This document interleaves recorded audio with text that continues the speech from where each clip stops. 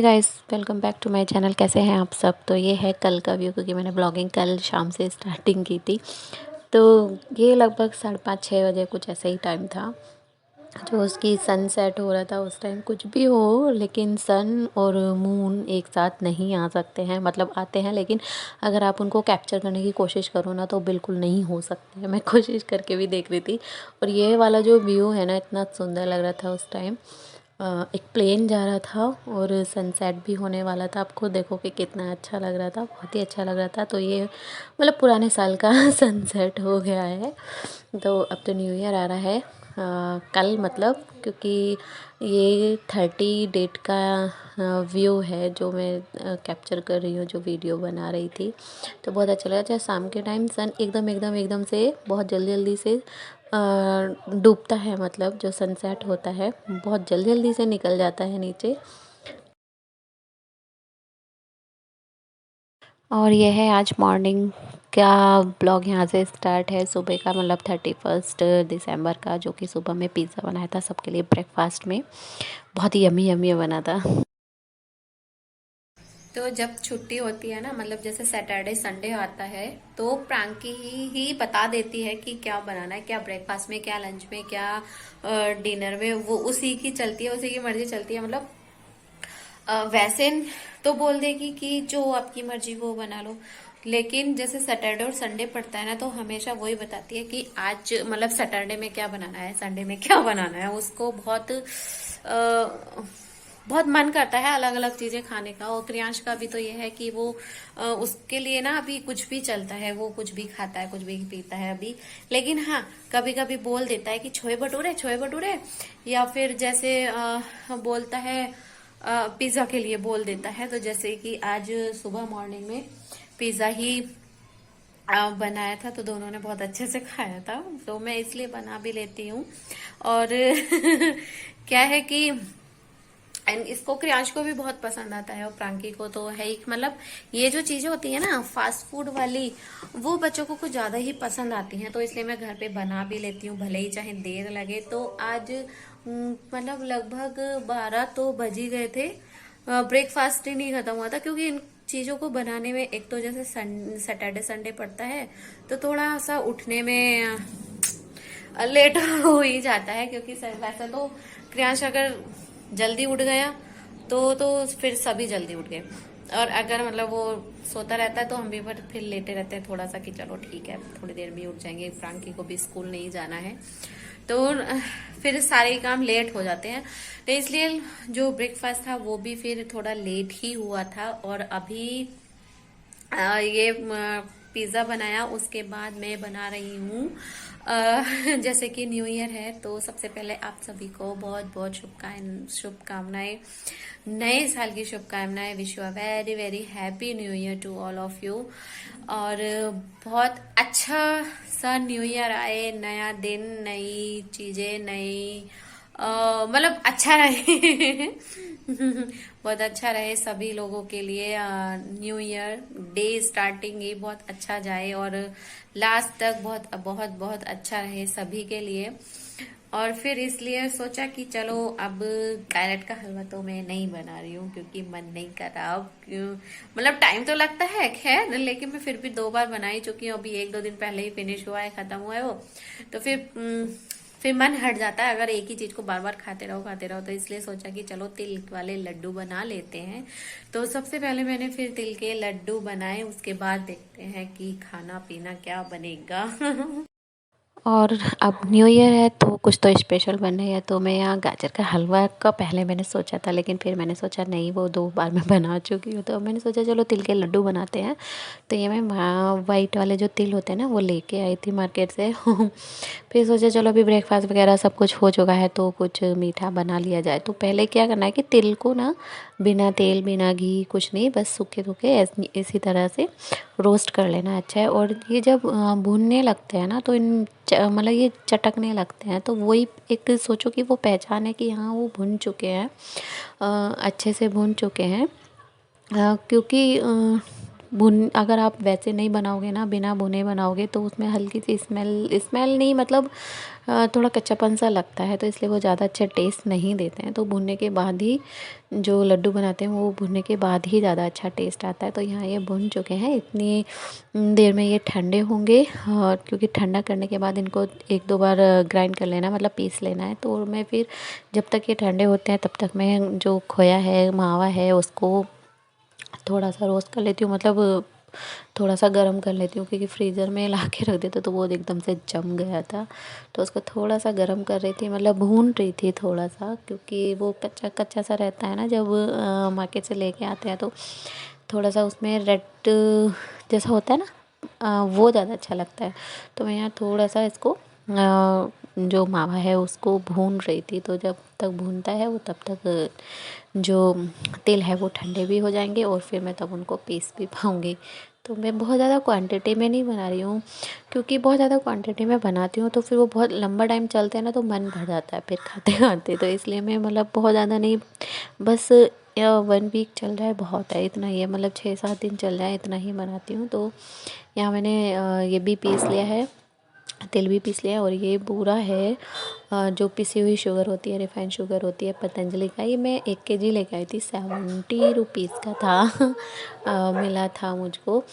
और बस इसमें जो मावा है और तिल है उनको एक जगह मिक्स कर लेंगे, और मीठा जो रिफाइंड शुगर है, पिसी शुगर जो होती है, उसको अगर नहीं भी है तो आप घर पे चीनी भी।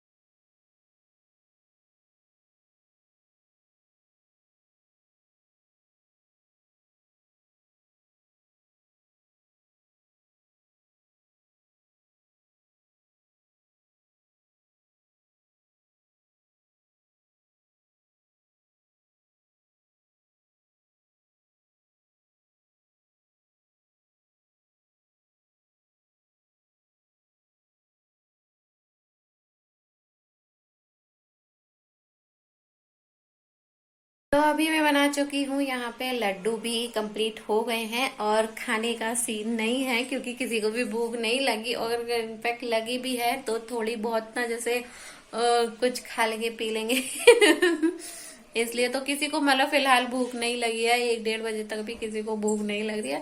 तो फिर मैं सोचा चलो ठीक है, नहीं लगाते हैं, नहीं बनाते हैं, मतलब फिर उसके बाद थोड़ा सा रेस्ट कर लो आराम से, फिर क्योंकि क्रियांश को भी सुलाना उलाना रहता है दोपहर में, अगर उसको लेके ना लेटो ना तो वो उसका सोने का मन नहीं होता है। और बच्चे को वैसे जितना ज्यादा वो अभी तो स्कूल भी नहीं है तो सोना ठीक रहता है, और हेल्थ ठीक रहता है वो। आ, मतलब फिर क्या है, जैसे स्कूल जाना है तो फिर तो बच्चे जैसे स्कूल जाना शुरू हो जाता है ना, तो उसकी टेंशन शुरू हो जाती है कि अभी उसको स्कूल जाना है, सुबह स्कूल जाना है, फिर उसको होमवर्क करना है, ये वो दुनिया भर की। तो इसलिए जब से बच्चा स्कूल जाना शुरू होता है तब से लेकर जब तक वो बड़ा होता है तब तक उसकी टेंशन शुरू हो जाती है, और तब तक चलती रहती है, कभी कुछ कभी कुछ कभी कुछ, यही चीज चलता रहता है। और मैं अब बना रही हूँ स्ट्रॉबेरी शेक, जो कि प्रांकी को बहुत फेवरेट है, मतलब कि उसका ना स्ट्रॉबेरी उसको इतनी पसंद आती है, तो कि ठीक है हम लोग लेके भी आते हैं उसकी के लिए स्पेशली। मतलब वो खट्टी मीठी सी होती है ना, तो उसको बहुत ज्यादा पसंद आती है, तो इसलिए हम उसके लिए ले आते हैं कि ठीक है चलो भाई। तो हल्की फुल्की जैसे भूख लगी भी है तो बोला कि चलो स्ट्रॉबेरी शेक पी लेते हैं, तो फिर मैंने फिर उसके बाद ये शेक बनाया है। तो सब लोगों ने वो एंजॉय किया, सबको पसंद भी आया, क्योंकि ज्यादा आलतू फालतू की चीजें उसमें नहीं डालनी होती है, सिंपल सा रहता है और टेस्टी भी लगता है, अच्छा भी लगता है, और उसको भी बहुत अच्छा लगा था। और अभी मैं बना रही हूँ यहाँ पे स्ट्रॉबेरी शेक, जो कि प्रांकी का फेवरेट है। मतलब स्ट्रॉबेरी उसकी फेवरेट है, तो उस हमेशा बोलती है कि हाँ स्ट्रॉबेरी खाना है। तो यहाँ पे बहुत ज़्यादा खट्टा भी लग रही थी, कुछ ज़्यादा ही खट्टी लग रही थी, तो इसलिए सोचा चलो यही बना लेते हैं। तो इसमें कुछ नहीं करना है, बहुत सिंपल सा बन जाता है। मिल्क लेना है और स्ट्रॉबेरी है उसको कट करके मिल्क में डाल लेना और शुगर डालना है, और उसको फिर बस पीस लेना है, मतलब ग्राइंड कर लेना है। और ये हो गया है स्ट्रॉबेरी शेक रेडी। इसमें कुछ ज़्यादा फालतू की चीज़ें डालने की ज़रूरत नहीं है, इसी से टेस्ट आ जाता है। तो प्रांकी का तो फेवरेट है। बस इतना सा ही होता है, जो कि छोटी मोटी भूख भगा देता है, क्योंकि दोपहर में फिर भूख लगती है, इसलिए यही बनाया फिर।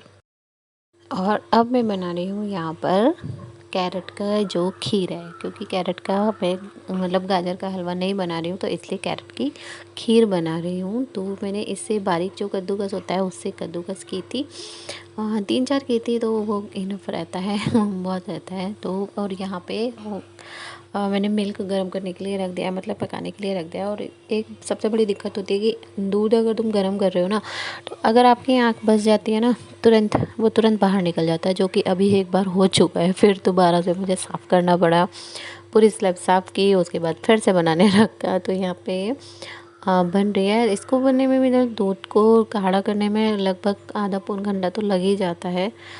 खीर भी बनाते हैं, क्योंकि वो मैं कच्ची ही जो गाजर है उसका यूज़ कर रही हूँ। अगर आप चाहो तो आप इसका जो गाजर है उसको बॉईल करके भी यूज़ कर सकते हो, और जब दूध गाढ़ा हो जाए तब आप बॉईल की हुई कैरेट को डालिएगा। मैंने कच्चे ही की थी यूज़, तो इसलिए स्टार्टिंग में ही साथ के साथ ही डाल दिया था। तो अभी मैंने इसमें डाला है थोड़ा सा इलायची दाना, जो कि उससे खुशबू आ जाती है, बहुत अच्छी सी खुशबू आती है, और साथ में चीनी। तो अभी ये थोड़ी सी और पकेगी, क्योंकि अभी थोड़ी पतली लग रही है, लेकिन मैंने चीनी डाल दिया था, और साथ में कैश्यू भी डाल रही हूँ। जो खीर का प्रोसेस होता है ना, वो थोड़ा सा लंबा तो हो ही जाता है, क्योंकि ज़्यादा भी नहीं तो आधा पौन घंटा तो मान के चलो कि हाँ आधा घंटा तो लगना।